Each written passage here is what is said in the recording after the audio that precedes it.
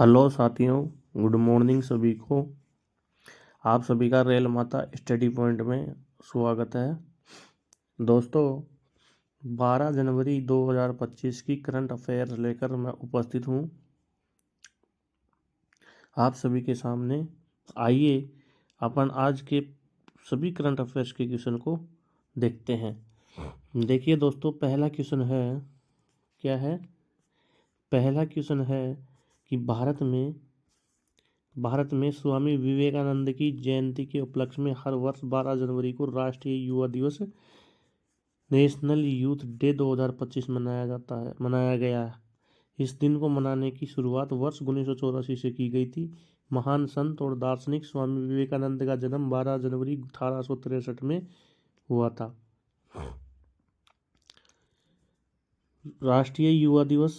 राष्ट्रीय युवा दिवस क्यों मनाया जाता है?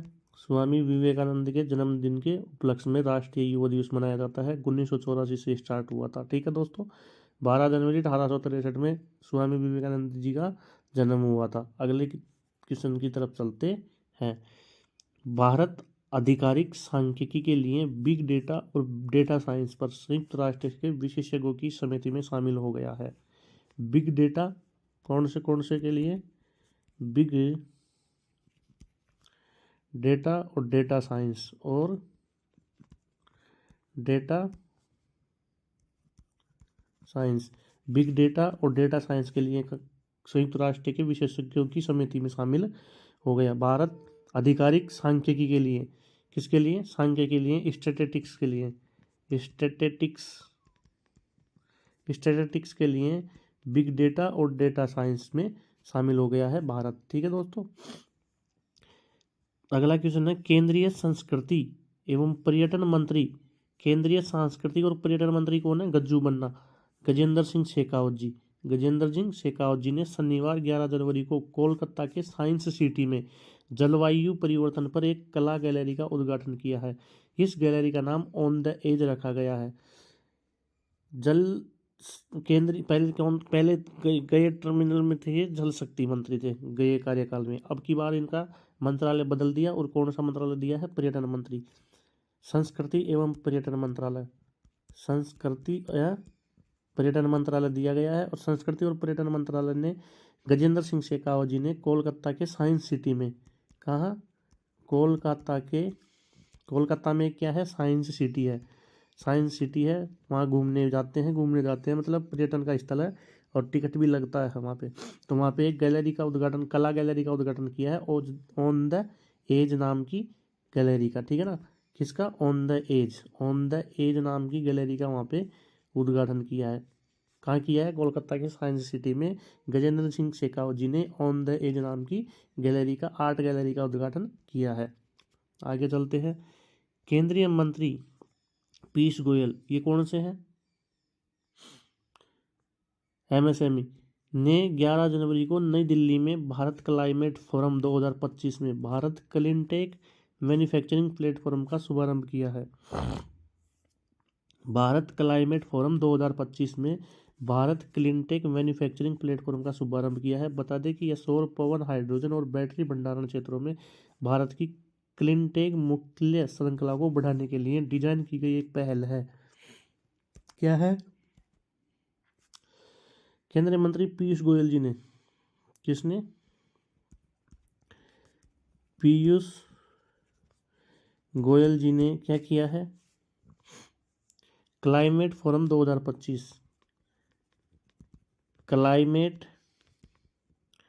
फोरम 2025 में भारत क्लीनटेक मैन्युफैक्चरिंग प्लेटफॉर्म को शुभारंभ किया है। भारत क्लीनटेक मैन्युफैक्चरिंग प्लेटफॉर्म को शुभारंभ किया है। आगे चलते हैं। आईपीएल का 18वां सीजन 21 मार्च से शुरू होगा। 25 मई को कोलकाता में फाइनल होगा। डब्ल्यूपीएल महिला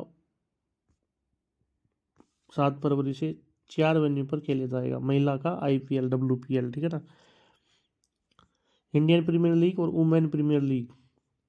आईपीएल का मतलब तो होता है इंडियन प्रीमियर लीग।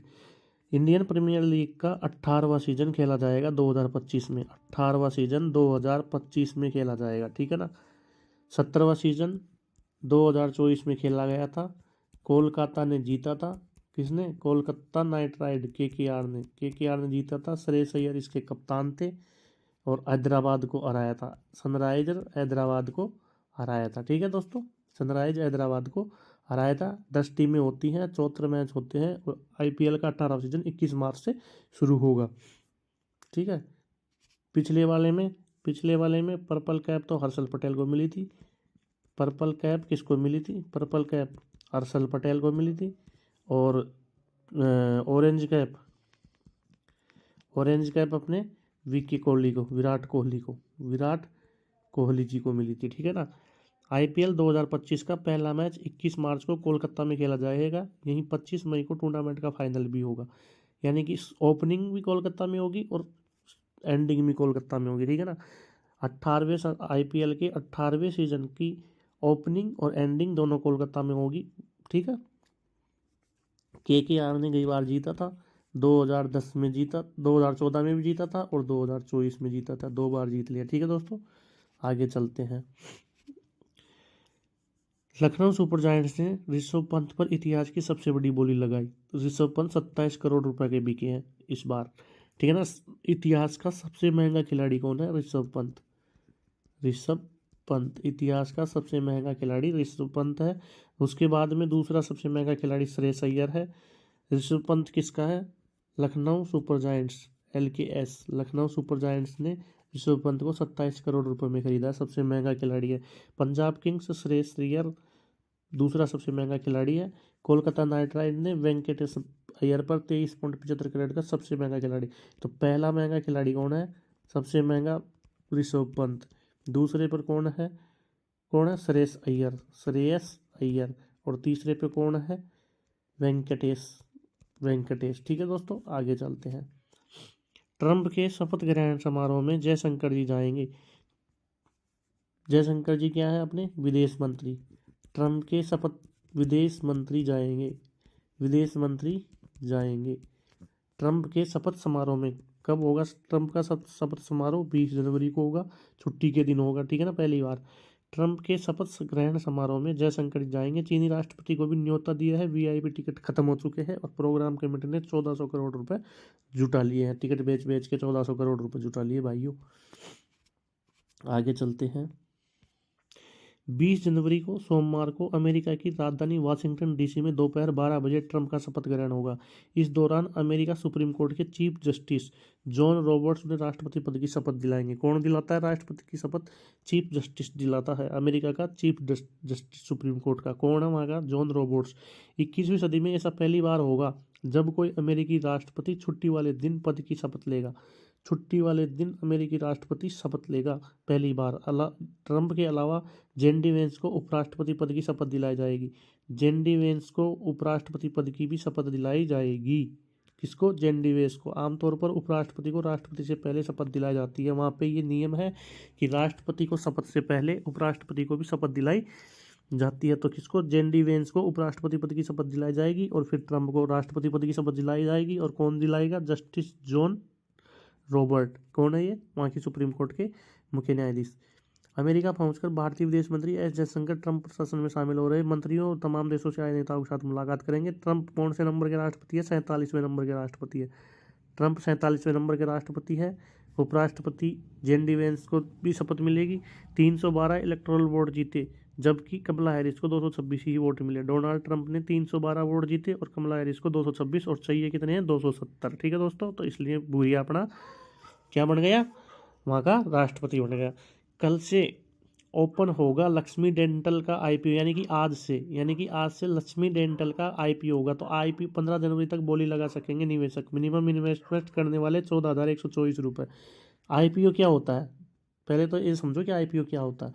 जब कोई कंपनी पहली बार अपने शेयर को आम लोगों के लिए जारी करती है तो इसे इनिशियल पब्लिक ऑफरिंग यानी आईपीओ कहते हैं। कंपनी को कारोबार बढ़ाने के लिए पैसों की ज़रूरत होती है। ऐसे में कंपनी बाजार से कर्ज लेने के बजाय कुछ शेयर पब्लिक को बेचकर या नए शेयर इश्यू करके पैसे जुटाती है। इसी के लिए आईपीओ की लाती है। यानी कि पहली बार जब कोई कंपनी आम पब्लिक के लिए अपने शेयर बेचने के लिए तैयार रहती है तो उसे आईपीओ कहते हैं। ठीक है दोस्तों, तो लक्ष्मी डेंटल का आईपीओ आज आएगा। तो लक्ष्मी डेंटल लिमिटेड की स्थापना जुलाई 2004 में हुई थी। लक्ष्मी डेंटल लिमिटेड का एक इंटीग्रेटेड डेंटल प्रोडक्ट कंपनी है जिसकी स्थापना जुलाई 2004 में हुई थी। और ये क्या करती है, थर्मोफॉर्मिंग सिस्ट और पीडियाट्रिक डेंटल जैसे अन्य डेंटल प्रोडक्ट बनाती है। कंपनी ने IPO का 75% हिस्सा क्वालिफाइड इंस्टीट्यूशनल बायर्स के लिए रिजर्व रखा है। इसके अलावा 10% हिस्सा रिटेल इन्वेस्टर और बाकी का 15% हिस्सा नॉन इंस्टीट्यूशनल इन्वेस्टर्स के लिए रिजर्व है। ठीक है दोस्तों, आगे चलते हैं। पहला क्वेश्चन है, वेनेजुएला में तीसरी बार राष्ट्रपति की शपथ किसने ली? Nicolas Maduro. वेनेजुएला में तीसरी बार राष्ट्रपति पद की शपथ किसने ली? Nicolas Maduro. Option C. One day में 4000 रन का आंकड़ा पार करने वाली दूसरी भारतीय महिला क्रिकेटर कौन बनी? स्मृति मंदाना। कौन बनी? स्मृति मंदाना। भारत ने राफेल तूफान के बाद किस देश को मानवीय सहायता भेजी है? राफेल तूफान के बाद में किस देश को मानवीय सहायता भेजी है? क्यूबा को। प्रवासी भारतीय सम्मान पुरस्कार 2025 किसे दिया गया है? डॉक्टर सैयदा अनवर खुर्शीद। डॉक्टर सैयदा अनवर खुर्शीद को प्रवासी साहित्य पुरस्कार दिया गया है और ये प्रवासी के लिए भारत का सर्वोच्च सम्मान होता है। ठीक है ना। राफेल तूफान के बाद क्यूबा को मानवीय सहायता भेजी है, क्यूबा। ठीक है। डॉक्टर सैयदा अनवर को प्रवासी भारतीय सम्मान पुरस्कार 2025 दिया गया है। ठीक है दोस्तों। और 4000 रन बनाने वाली दूसरी भारतीय महिला स्मृति मंदाना। वेनेजुएला में तीसरी बार राष्ट्रपति बने निकोलस मादुरो। तो आज के लिए इतना ही। सभी को thank you, love you, have a nice day. ज़्यादा से ज़्यादा सब्सक्राइब कीजिए, शेयर कीजिए और क्लास को अच्छे से लीजिए। धन्यवाद।